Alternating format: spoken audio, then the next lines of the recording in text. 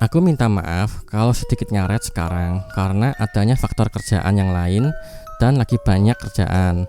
Badan ini telah lelah, kala fisik tak kuat menanggung beban hidup.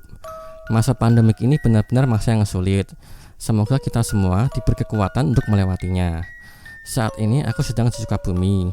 Ada cerita yang menarik yang aku dapatkan dan nantinya akan aku update di lain cerita. Ada cerita yang menarik yang ingin aku ceritakan yang tidak terjadi secara langsung di rumah kos, namun memberikan efek pada penghuni rumah. Lanjut masuk ke cerita lanjutan kemarin dari narasumber. Jadi, belajar dari pengalamanku selama hidup sebagai anak kos, kadang kita harus curiga. Kenapa tempat kos yang berada di lingkungan yang ramai, padat penduduk, itu sepi penghuni kos?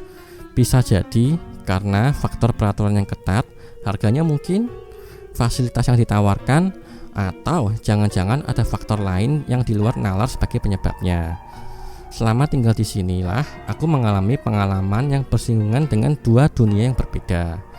Suatu kejadian di mana batas dua dunia dipertanyakan.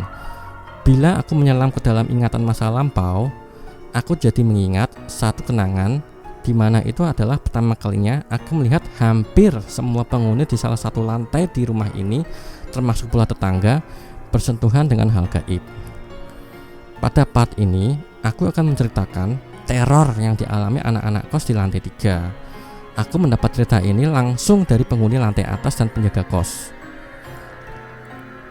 Kala itu, seperti biasa, pada saat aku akan berangkat kerja, aku bertemu si penjaga kos yang menyirami halaman depan rumah. Tiba-tiba, tanpa basa-basi, si penjaga kos ini bertanya kepadaku, "Mas, gimana semalam tidurnya? Nyenyak enggak?"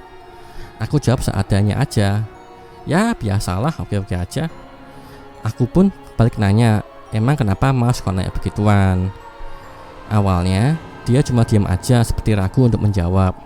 Terus sambil pasang muka serius, dia cerita kalau semalam ada kehebohan di lantai 3. Lantai 3 di sini bukan lantai 3 di atas kamarku persis, tapi di sebelah rumah satu lagi. Di lantai 3 kemarin malam anak-anak di atas pada ribut-ribut, kata mas ini.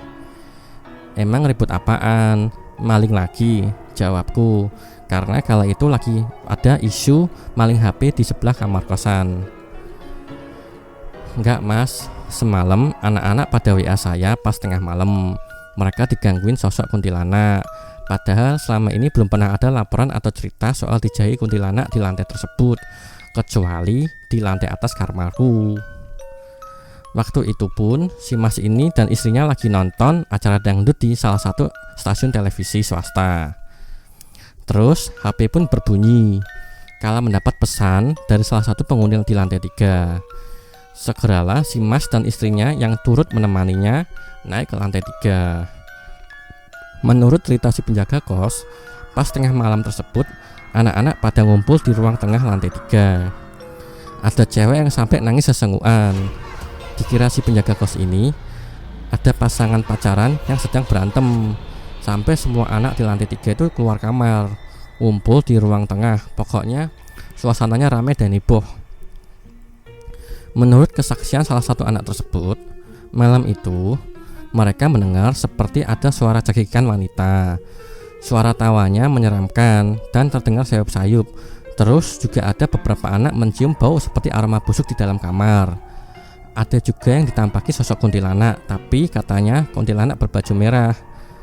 Kurang jelas juga sih kuntilanak merah atau sundel bolong. Soalnya ada yang bilang mirip kunti, ada juga yang bilang itu sundel bolong. Ada cerita yang aku masih ingat betul. Saat salah satu anak di lantai tersebut melihat wanita mengenakan pakaian putih berambut panjang sedang berlutut membelakangi dia, sedikit menggelitik tapi cukup membuat merinding, terutama bila memikirkan bahwa apa yang saya dengar cerita ini adalah kejadian saat dimana kondisi semua anak di kamar tersebut belum tidur. Tidak hanya itu, saat salah satu temanku sedang bersama kawan yang lain, lebih dari 5 anak yang mengalami kejadian mistis tersebut masih bingung mencerna kejadian yang barusan dialami. Jadi, apakah yang mereka lihat itu benar-benar hantu yang muncul dari waktu malam? Temanku melihat sosok wanita misterius itu. Dia yang pertama kali melihat di lantai atas berhenti, mematung memandang ke arah sosok misterius tersebut untuk membenarkan apakah yang dia lihat itu benar-benar nyata. Lalu dia memanggil temannya yang lain, bertanyalah dia kepadanya, "Iku opo?" Mereka berdua melotot, bingung melihat bersama-sama, ada keinginan untuk mendekati. Serius, waktu itu salah satu dari kedua orang tersebut sudah berjalan perlahan-lahan mendekat, mungkin penasaran. Untungnya saat itu temanku menghentikan. Dia lebih memilih memanggil temannya yang lain.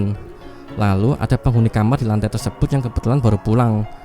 Pergilah mereka ke orang yang baru pulang tersebut. Berdua mereka memaksa orang itu untuk ikut melihat ke sosok wanita yang membelakangi mereka. Saat mereka menunjukkan itu kepada orang yang bawa pulang itu, sosok itu hilang, lenyap, benar-benar tidak ada di tempatnya. Anehnya, mereka cuma bisa bengong. Orang yang baru pulang itu pun ngedumel, marah, bilang kalau mereka sedang mengerjainya. Mereka berdua saling bertanya untuk membenarkan apakah penglihatan mereka menipu. Namun mereka hanya bisa saling menjawab apa yang dilihat juga dia lihat. Tapi bagaimana sosok misterius itu bisa menghilang? Entahlah, sampai sekarang tiap kali aku ingat cerita ini di antara geli dan tidak habis pikir. Hampir semua anak di lantai tersebut digangguin. Padahal selama ini tidak pernah ada kejadian se-ekstrim ini kecuali di lantai 1 dulu. Khususnya para penghuni perempuan kala itu, mereka berteriak ketakutan dan berhamburan keluar kamar. Para penghuni pria keluar dari kamar karena mendengar suara teriakan tersebut. Katanya sih, hampir semua anak di lantai tersebut mendengar suara cekikikan kuntilanak, seolah mereka senang karena telah berhasil menjahili para penghuni. Si istri penjaga kos kala itu saat menaiki tangga ke lantai 3, dia sempat sekilas melihat ke arah balkon belakang. Dia melihat beberapa sosok bayangan perempuan. Sontak dia pun kaget dan menarik kaos suaminya hingga hampir terjatuh dari tangga. Mbak kos melihat seperti ada wanita tua berdiri di depan jendela kamar kos. Si mbak kos segera bangun dan meminta suaminya agar segera pergi tanpa memperhatikan apa yang ada di dalam kamarnya. Sang suami menurut saja. Namun karena rasa penasaran yang tinggi, si mas penjaga ini melihat ke belakang ke arah jendela kos. Di sana, dia melihat seseorang berdiri di sana. Itu adalah dia. Wujudnya sama persis yang dilihat istrinya. Tapi sang istri yang setengah berlari di belakang langsung mengatakan, "Gak usah didelok, cepetan. Tidak usah dilihat, cepet jalan." Mereka lebih mengkhawatirkan kondisi para penghuni di lantai 3 ketimbang sosok yang barusan mereka lihat, karena tanggung jawab mereka sebagai penjaga kos dan takut terjadi kenapa-kenapa. Setelah kejadian yang heboh itu dan saling bertukar cerita tentang kejadian yang aneh masing-masing individu alami, ternyata gak semua anak itu ditampaki sosok kuntilanak ini. Hanya beberapa yang mengalami. Katanya sih mereka melihat sosok wanita berbaju merah dengan rambut panjang awut-awutan sedang berjalan menembus kamar mereka. Versinya juga macam-macam. Ada yang bilang mukanya jelek hancur banget. Ada yang bilang kalau sosok tersebut seperti pucat tapi melotot. Ada salah satu penghuni, sebut saja namanya Risa. Risa ini saat itu sedang tiduran sambil membaca line.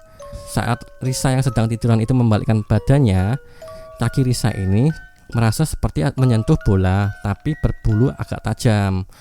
Karena sensasinya seperti menginjak rambutan. Pas Risa ini menoleh ke arah kakinya, ternyata kaki dia itu menyenggol sosok kepala dengan rambut panjang, tapi mukanya tertutup rambutnya. Pas Risa tiduran, sosok ini ternyata seperti sedang menjilati kaki dia dalam kondisi jongkok di depan ranjang Risa. Emang sih, tuh orang lagi dapet, mungkin mengundang kali ya. Langsung si Risa menjerit dan langsung lari ke depan. Pas temannya ikut keluar, kebetulan temannya juga melihat sosok kuntilanak tersebut yang sedang duduk di dalam kamar Risa. Itulah awal kejadian teror yang dialami si Risa dan temannya. Kemudian teror tersebut beruntun menyertai para penghuni di lantai 3. Ada yang katanya cuma dengar suara ketawa khas Kunti. Ada yang katanya lihat penampakan. Ada yang bilang pas lagi tidur seperti didorong-dorong. Ada juga yang bilang sound sistemnya nyala sendiri. Singkat cerita, setelah ditenangkan, si mas penjaga kos ini merasa bertanggung jawab atas keselamatan para penghuni kos. Dia pun memutuskan untuk standby dan tidur di ruang tengah. Katanya dia nggak bisa tidur semalam, kayak ada yang seliweran di situ. Bahkan sosok tersebut katanya mengikuti si masnya ini saat pagi hari.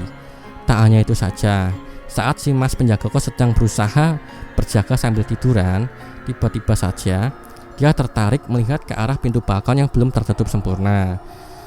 Dari arah tersebut, kadang dia merasa seperti diawasi, sesuatu memandanginya dari celah pintu. Wujudnya menyerupai sosok berbalut kain putih kumal kotor yang beraroma busuk-busuk sekali. Kalau kata dia curiga kalau kuntilanak ini berasal dari rumah sebelah kos ini. Jadi tuh sebelah rumah kos ini ada seperti bangunan kosong. Nah, bangunan ini dirobohkan. Saat itu muncul desas-desus di antara pembantu di lingkungan kompleks perumahan. Kalau ada kuntilanak lagi mau nyari sarang akibat rumahnya yang lama dirobohin rata dengan tanah. Menurut gosip yang beredar, mungkin si Kunti ini berasal dari rumah kosong tersebut. Karena rumah aslinya yang sudah roboh, mungkin si Kunti ini lagi nyari tempat tinggal baru kali. Soalnya si mas ini cerita kalau pembantu dari rumah sebelah bangunan kosong juga semalam digangguin oleh sosok kuntilanak ini. Kadang bingung juga yang namanya gosip. Kok bisa ya dicocok-cocokin, apalagi yang digosipin bukan artis atau orang terkenal, malah dedemit yang jadi bahan gosip. Kalau aku amati sih, kejadian heboh di lantai 3 ya cuma kejadian pas malam itu saja. Soalnya habis itu nggak ada lagi ceritanya lagi. Lagian juga dari dulu sehabis kejadian tersebut, si mbak kosnya pernah ngajak saudaranya dari kampung nginep di kosan ini sambil ngadain kayak pengajian gitu. Kalau dari saudaranya sih cuma nyaranin kalau area tangga sama area ruang tengah itu kalau malam jangan digelapin. Soalnya di ruang atas itu anak-anak pada malas nyalain lampu, dibiarin gelap-gelapan, sama jaga kebersihan aja. Aku pernah dengar sih ada salah satu rumah yang akhirnya para penghuninya digangguin oleh sosok kuntilanak. Padahal dulunya rumah ini ceritanya adem ayem. Kalau menurut dugaan si masnya, si kuntilanak ini akhirnya pindah ke rumah bangunan tersebut. Ya, siapa yang tahu. Demikian akhir dari cerita ini. Aku berharap kalian terhibur dengan cerita ini. Aku hanya menceritakan saja dari kisah yang aku dengar. Percaya nggak percaya, tergantung bagaimana kalian menanggapinya. Sekali lagi, terima kasih bagi kalian yang sudah mau menonton dan mengikuti channel ini dan mendengarkan kisah-kisah dari orang yang luar biasa menghadapi fenomena di luar nalar seperti ini. Akhir kata, jangan lupa untuk support channel ini dengan cara klik like, share, dan subscribe supaya saya semakin bersemangat untuk menceritakan kisah-kisah horor nyata tanpa bumbu penyedap hiperbola lainnya.